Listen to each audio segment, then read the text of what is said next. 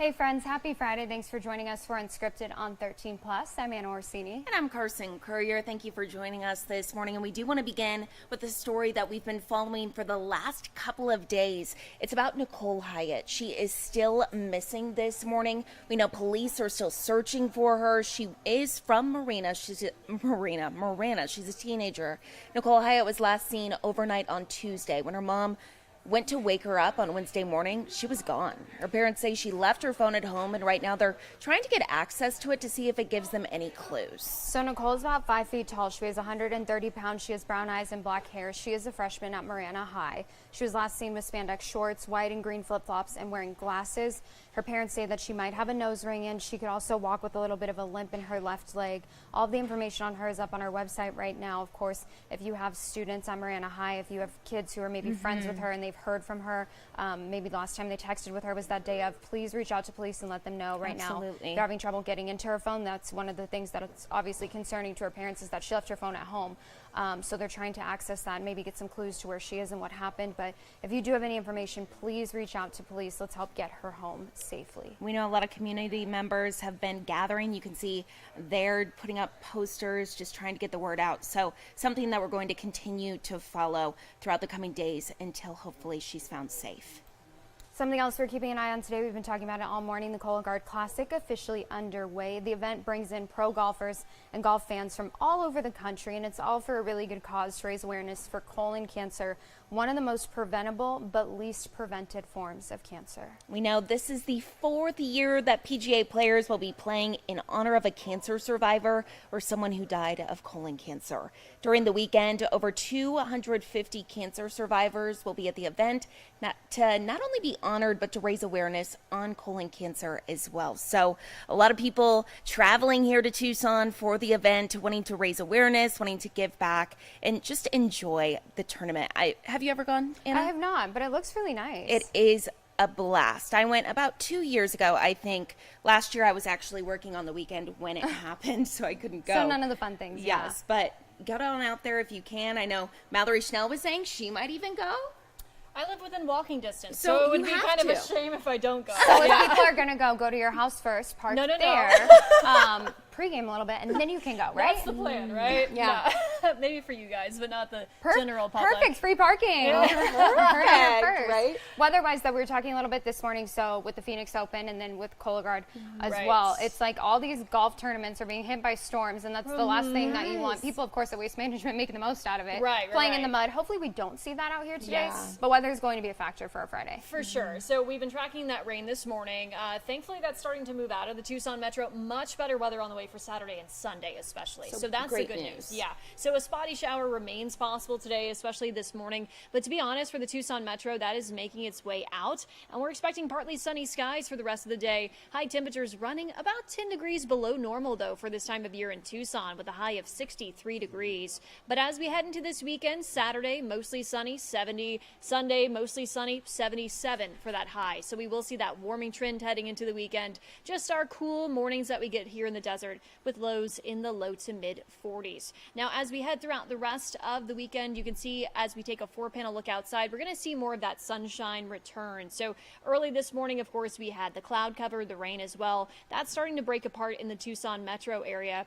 That's really as all this rain continues to move off to the southeast. So more so in Sierra Vista, Benson kind of riding that line along I-10 there. But we're doing pretty well in terms of rainfall. Not counting anything we've picked up today, 3.66 inches in the bucket so far this year in Tucson. That has more than doubled our normal. So El Nino to thank for all the rain that we've gotten so far this winter. Your hour-by-hour rain chances for today will be decreasing, so just holding a very isolated chance. But all in all, that system is starting to make its way out of southern Arizona. Today's forecast, high temperature-wise, upper 50s, low 60s. For Tucson, Nogales, Green Valley, and San Manuel, we'll be hanging out in the 50s in Cochise County today. So once again, below normal for this time of year with that slight rain chance. And then Sierra Vista this weekend, we start to warm things up there as well. 63 Saturday, 70 degrees on Sunday, after some frosty morning lows in the mid-30s. But here's your 7-day forecast here, looking much more like Arizona as we head past today. So once we get that rain out of the way, 63 today, 70 tomorrow, 77 on Sunday. We stay in the mid to upper 70s through Wednesday of next week, and then we could see another pattern change by the end of that 7-day forecast. What happened to our 80 on Monday? 78. Okay, Sad. I'll take it. So Mallory, we were talking a little bit about this morning. Yesterday was crazy, honestly. Yes, We were yeah. expecting scattered showers, hit or miss situation, but we got so much rain, which is great news, yes, right? great news. Yeah. Lately, a lot of the systems have been overperforming. Yeah. So the model data not really tapping into the best case scenario. But hey, we made it a first alert action day. Yeah. And it certainly was one. So that's some good Exactly. news there. And then sun for the weekend. Oh, Yes. looks great. Perfect. Thank you so much, Mallory. Of Thank course. you, Mallory. Well, of course, as we talk about your weather for this weekend, seeing some better conditions moving in for Saturday and Sunday, and that's really important because we've been talking about it all week. We've been meeting with some local authors, kind of previewing the festival of books that's coming up this weekend, and we have one of those authors here with us today, Dante Loretta, who writes books that I could never write, that's for sure. Thank you. Welcome. Thank you for joining us. It's great to be here. Thanks for having me. So tell us a little bit about what you have there and kind of what you specialize, because I feel like it's Yeah. a genre that not a lot of people can write about. It's a memoir, an action-adventure story, and solar system science tutorial, kind of all wrapped into one. I'm here at the university in the Lunar and Planetary Laboratory. For the past 12 years, I've been leading a NASA mission to send a robotic spacecraft to an asteroid. Was that the one that we were calling OSIRIS-REx? that OSIRIS-REx, tiny little that's thing we right. had going on? Yeah, exactly. Just that So little I've one? been this is the story of how that mission came to be, why we flew the mission, the adventure that awaited us when we arrived at asteroid Bennu, which was a crazy, I called trickster asteroid. Yeah. Literally threw curveballs at us, like throwing stones off the surface when we arrived, kind of like a mini comet. Oh my Yes. So it's a human story, an adventure story, a really happy ending. Too. And you can learn a little bit, right? You will learn a lot. That's yeah, awesome. I've had a front row seat to NASA's solar system exploration for 20 years. All of those missions, all of those discoveries fed into the OSIRIS-REx program. So we were talking about this a little bit earlier. Space is just kind of mind-boggling because it's so big, so huge, kind of hard to wrap your brain around. How do you? I don't even Put all of that Yeah. into a book. Well, it's my story, Yeah, right? So yeah. it's my adventure. I grew up in Arizona in the desert north of Phoenix, a little place called New River, the middle of nowhere. I wanted to be an explorer. I went out in the desert. I found old mining operations, swimming holes. I just climbed mountains. I wanted to go where no one had ever been before. And it turns out that's outer space. Yeah, That's, right. So Exactly. I started, really getting interested in the formation of our planet, especially why is Earth so beautiful, so habitable? Why do we have oceans? Why do we have this air? Why do we have life? Yeah. And that's really what the mission is about, trying to understand life in the universe, what we call astrobiology. How common is it? Did it happen on Mars? Did it happen on Venus? Are there other planets in the galaxy where there are beings looking back at us and wondering you the same think? kinds of questions? Absolutely. I think so too. Yeah, Yeah, absolutely. absolutely. I think the elements that make life are so common. They're the most common elements in the universe. Carbon, nitrogen, oxygen, hydrogen. They're everywhere. Yeah. And they like to form organic molecules. We still don't understand what happens when you go from something in a rock to something that's alive. That's like this Yeah. profound transformation. And that mystery is described in great detail in the book as well. So you're going to be speaking on 3 different panels this year, correct? Yeah, 2 panels Two and panels? then an autograph signing. Okay, Yes. so Awesome. what has some of the response been? Because obviously OSIRIS-REx, that was groundbreaking, huge for the University of Arizona, huge for just Yeah. space exploration in general. So has there been a pretty big response from the community and from the Tucson Festival of Books wanting you to speak about some of what you guys discovered? And yes, the response has been overwhelming and positive. Tucson is really proud of this team and what we did. We went out, we set records. Literally, we hold 2 Guinness World Records for our spaceflight activities. And I've just felt this community really embrace it. We are a space city. We had Mayor Romero come out in October for our celebration. She gave us a proclamation congratulating the team on our accomplishments. And quite honestly, it's much bigger than Tucson. The whole country and really the whole world is excited. I've been invited to Japan, to Bratislava and Slovakia. Wow. I'm going to Barcelona this summer to Oh my talk about the goodness. mission. So it has inspired people all over our planet. So what's next? What are you working on, if anything? What do you Or do are just after kind of, that? like soaking it all in. I feel like I'm on a victory tour. I mentioned Yes. all these places where I've been invited to come and talk. That's amazing. It's going to be the trips of a lifetime. My wife's coming. My kids are coming for some of the summer trips, so we're really excited about that. What I'm doing next is I have founded the Arizona Astrobiology Center on the campus of the University of Arizona, where we're bringing people together who want to know are we alone in the universe? How do we approach that scientifically? But we also bring in the humanities, we bring in the arts, the dance program, music, because we really want to celebrate the amazing experience that it is to be alive and to be aware and conscious in this universe. And one thing I hope people take away is that we're all really lucky. You know, to be alive is such a blessing that I want everybody to appreciate that.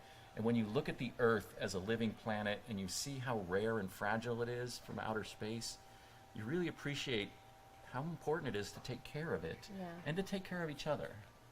Yeah. I mean, what do you say after You're that? I'm just like, you're so impressive. Very impressive. Yeah, very impressive. Well, we Thank look forward you. to seeing you out this weekend at the Festival of Books. Is there anything else that you want people to know? I just want everybody to know that Tucson is where amazing things happen. We do big things, we do them really well, and we love to bring young people with us. So the Arizona Astrobiology Center, we go out to schools. If you are a teacher and you want to hear about these kinds of topics, come and reach out to us. We'll have a booth as well at the festival for the Astrobiology Center. Come by and see us. Okay, Awesome. perfect. Yes. Thank you so much for cool. being with Yeah, us today. thank We you. really Thanks for appreciate it. having And me. congratulations on Yeah. everything this Big year. congratulations. Big year Appreciate for that. you. Enjoy Barcelona. I've heard it's wonderful. I can't wait. I've never been. Yeah, well, good. Awesome. Thank you Thank so you. much. Perfect. Well, of course, as we talk about the Festival of Books, another thing that kind of comes to mind is this whole phase of AI that's kind of shifting now into publications literacy Exactly. as well, and some of the concerns that kind of arise with that. Yeah, especially for book publishers, kind of reading through these different novels and being like, this sounds a little Yeah. auto-generated or Yeah. robotic, Fake. literally. Yeah. So it's something that, of course, as Anna mentioned, everyone's talking about, right? But we actually spoke to one woman who has a couple tips for authors, for publishers about AI, and kind of some different devices that you can download to make sure that you aren't being impacted. There are a couple tools like CopyLeaks and GPT-0 that you could use that help. These are tools that help identify AI content within the book. So that's something that publishers are starting to see and use as they're trying to figure out, what writers out there are using that content and how to move forward with it in a good way. We want to write successful books. We want to write books that have that feeling. So to be able to do that without the AI content is going to be key. Another tip for that is citations. So check your citations. Oftentimes AI, they'll put in wrong citations or just have random source citations. So if you're checking those and they don't check out, that is another inch publishers that content might be created by AI. AI content is generally generic. It's generally repetitive in many ways. It has no target audience that's specific to, and you're going to see some flawless writing, but it just has no personality. So that's going to be a clear indication for readers as they're going through a book. If they're reading a book, they can tell whether it's AI content or an actual human being writing that content. It's all in the voice.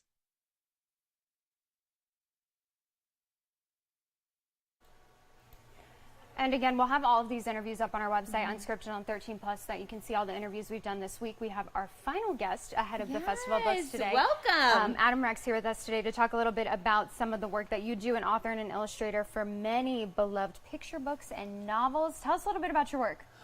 Thank you so much. I'm the author and illustrator of, I don't know, more than 40 books for kids. I've been doing it for a little over 20 years. And so I write and illustrate a lot of picture books. I also write novels. My first novel was adapted into a DreamWorks movie back in 2015 called Home, which entitled me to stand near Rihanna at a party once. Oh my. Wow. Do you lead with that on your bio everywhere you go? I regret that, I was invited to actually go speak to Rihanna. I thought that's not going to work out well Yeah. for me in the long Yeah. run. I'm just going to Yeah. think about how embarrassing I was for the rest of my life if I do that. Yeah. But my new book is called The Story of Gumluck the Wizard. It's the first of a brand new chapter book series that I'm writing and illustrating about a silly little wizard who just wants to be a hero. And he is a hero because he helps everyone that he meets, but the problem is that he wants the people in the kingdom to love him for it, and they think he's a noodlehead. Oh, okay. So you're the first author that we've had on that you work primarily towards children, or you're an illustrator author for children. Yeah. What is it like? What is the response that you get when you go to the festival of books? Do you see a lot of kids out there?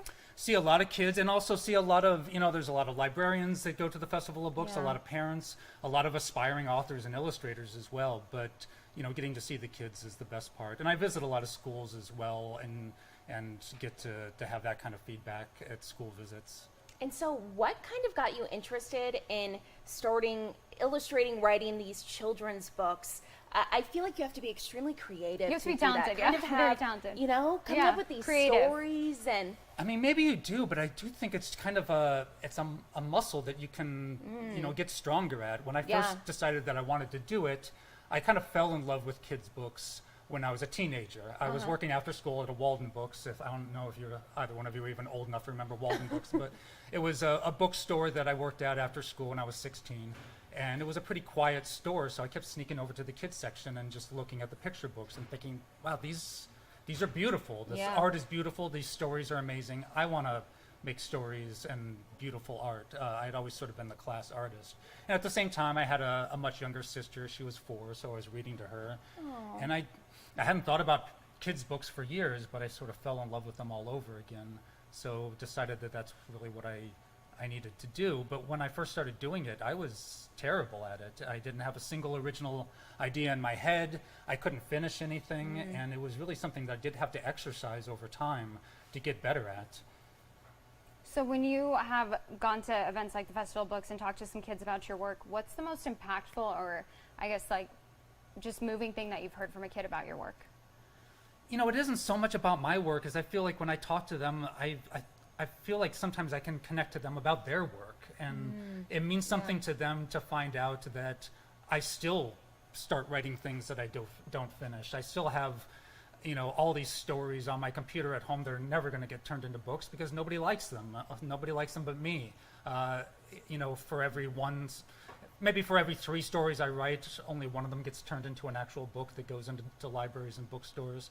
So I feel like the way that I connect with kids the most is just to make them realize that a professional author and illustrator and they are not really all that different after all. I feel like that's one common theme that we've heard from all the authors that we've Yeah. talked to, is that like there are some projects that just don't get finished. There's some things that you put down on paper and you're like, you know what, this wasn't as great as I thought it was going to be, and that's okay. Yeah, absolutely. There's just stuff that, like, I'm the only cheerleader that book has, and I send it to my agent, and he doesn't want to send it out, and even my wife doesn't like it, and it happens. Is that hard? Oh yeah. Yeah, I would imagine. I have certain books that I just still feel like my babies, and I feel like Yeah. they need to go out into the world, and so those are the books that I keep coming back to and thinking, well, how can I make this better? And that's another thing that I like to tell the kids about. Nobody publishes their first try. Nobody publishes their first draft. Everybody rewrites and rewrites. My friend Shannon Hale, author of a lot of books like Real Friends and the Princess in Black stories, she talks about the first draft as just being shoveling sand. Yeah.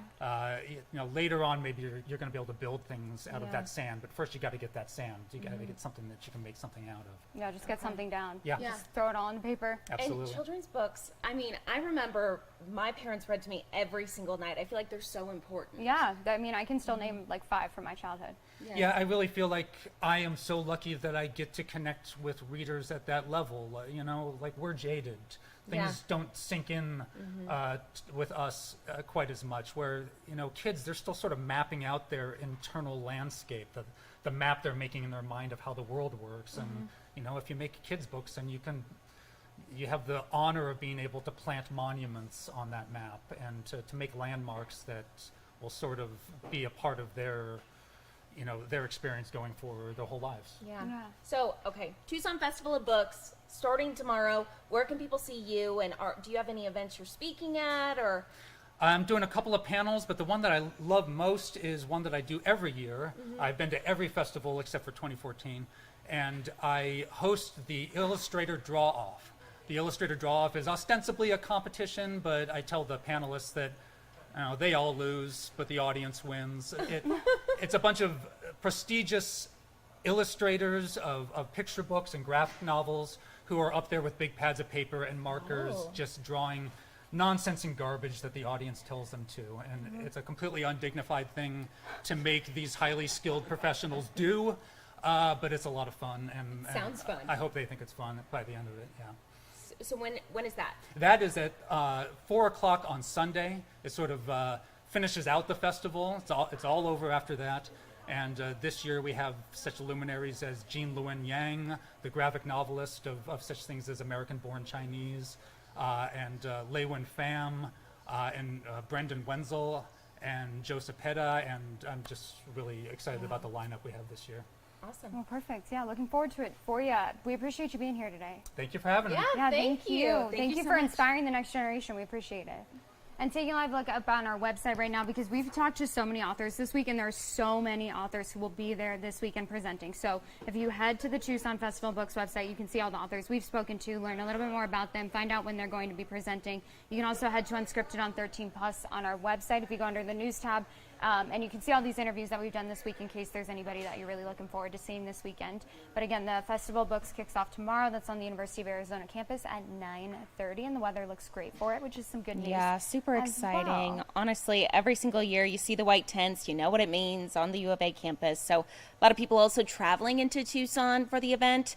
I believe we said there's like 400 and some authors that are just going to be there. a ton of people. Yeah, so honestly, it also helps our economy just overall. Lots of people staying here, eating here. It's great. Yeah, and Love just to see a it. good wholesome thing. Love of literacy, all bringing people together. Well, taking a look at something else today. Today is International Women's Day. If you did not know, that is why we're all wearing purple. We're not just all matching out on purpose. So it's a great day to celebrate the achievements of women and support action against gender inequality. You can mark the day by taking part in a march for women's equal rights or participate in a related fundraiser, festival, lecture, or seminar. Yeah, that's right. Or you can even just post to the hashtag International Women's Day. You can keep celebrating for the rest of March as it's also National Women's History Month. But I said this morning, let's just celebrate women year round, right?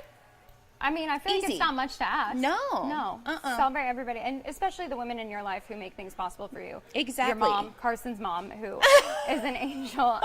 Sisters, siblings, your teachers, people who've had an impact on you. You can't say thank you to the women in your life Exactly. enough. So. Just like a short little message shows the trick, right? $5 Starbucks gift card delivered Do it. globally. Yeah, that's the way to go.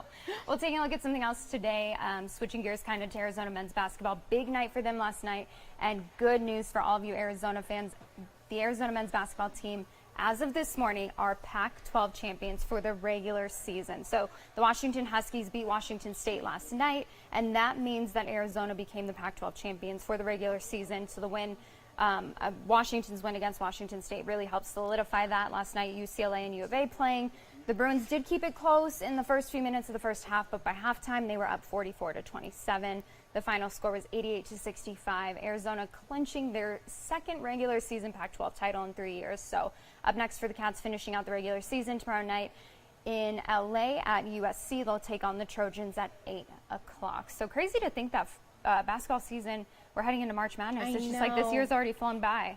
I'm so excited. Oh my gosh. Okay. So Carson has a little guest with us I today. do. Oh my goodness. To round out International Women's Day. This is not a woman. This is just a little guy, just a tiny little guy. He's so tiny. So we want you to weigh in on our Facebook page and tell us what you hold him? think. Yeah, what you think that we should name him. If you can see his cute little face.